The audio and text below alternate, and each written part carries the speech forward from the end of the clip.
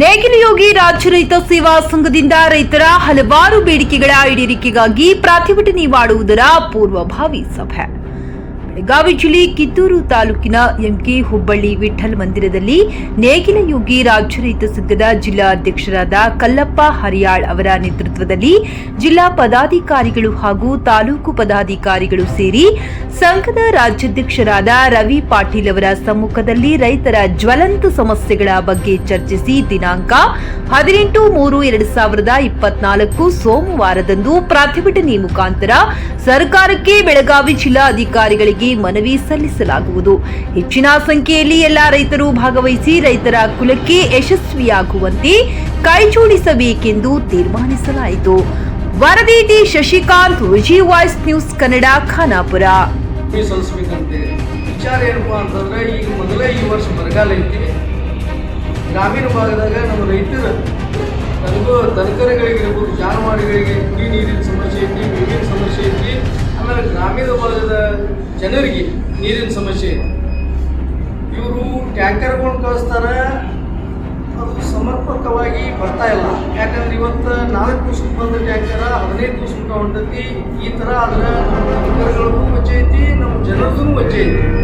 ಇದನ್ನು ಸರ್ಕಾರಕ್ಕೆ ಹೆಚ್ಚಾದ ಕೆಲಸ ಮಾಡೋ ನಿಟ್ಟಿನೊಳಗೆ ಈಗೇನು ಗ್ರಾಮ ಪಂಚಾಯತಿ ಒಳಗೆ PDOಗಳು ಇರ್ಬೋದು, ತಾಲೂಕು ಪಂಚಾಯತಿ EOಗಳು ಇವು ಯಾರೂ ಸರಿಯಾಗಿ ಕೆಲಸ ಮಾಡ್ತಾ ಇಲ್ಲ. ಇದು ತಲಾಟೆ ಹಿಡ್ಕೊಂಡು ಗ್ರಾಮ ಲೆಕ್ಕ ಅಧಿಕಾರಿಯನ್ನು ಹಿಡ್ಕೊಂಡು ಇವರು ಒಂದು ಮೀಟಿಂಗ್ ತೆಗಿತಾರೆ ಗ್ರಾಮ ಪಂಚಾಯತ್ಯಾಗ. ಅದೆಲ್ಲ ಮೆಂಬರ್ಗಳು ಪರವಾಗಿಯೇ ಇರ್ತೈತಿ. ಅಲ್ಲಿ ಬಡವರು ಅಲೆದಾಡುವಂಥ ಪರಿಸ್ಥಿತಿ ಆಗೈತಿ.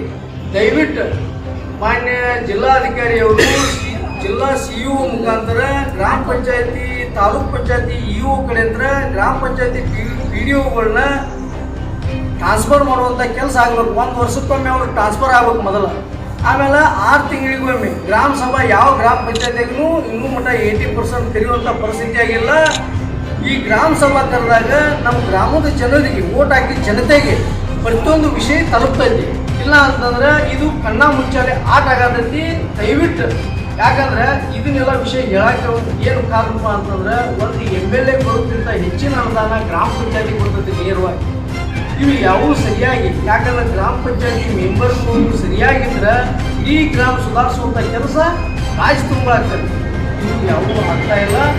ಅದಕ್ಕೆ ಈ ವಿಷಯ ಇಟ್ಕೊಂಡು ಮತ್ತು ನೀರಿನ ಮತ್ತು ಇನ್ನುಳಿದ ಸಮಸ್ಯೆಗಳನ್ನ ಇಟ್ಕೊಂಡು, ಆಮೇಲೆ ಏನು ಜಂಗಲ್ ಏರಿಯಾ ಇರ್ತದಲ್ಲ, ಅರಣ್ಯ ಪ್ರದೇಶ, ಇಲ್ಲಿ ನಮ್ಮ ರೈತರಿಗೆ ಭಯ ಉಂಟಾಗೈತಿ.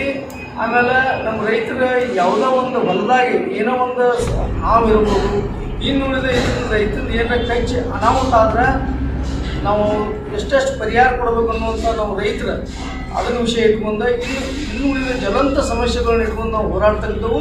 ಮತ್ತು ಪ್ರಮುಖವಾಗಿ ಇವತ್ತಿಲ್ಲಿ ನಾವು MK ಹುಬ್ಬಳ್ಳಿ ವಿಠ್ಠಲ್ ಗುಡಿಯೊಳಗೆ ಕೂಡಿದ ವಿಷಯಪ್ಪ ಪ್ರಮುಖವಾಯಿತು. ಏನಪ್ಪ ಅಂತಂದ್ರೆ ಖಾನಾಪುರ ಮತ್ತು ಕಿತ್ತೂರು ಇವು ಬೆಳಗಾವಿ ಲೋಕಸಭಾ ಸೇರಿಸುವಂಥ ಕೆಲಸ ಈ ನರೇಂದ್ರ ಮೋದಿಜಿಯವರು ಮಾಡ್ಬೇಕಂತೇಳಿ ಇಡೀ 2 ಕ್ಷೇತ್ರದ ಜನತೆ ಪರವಾಗಿ ವಿನಂತಿ ಮಾಡ್ಕೋತೇನೆ ನಾ.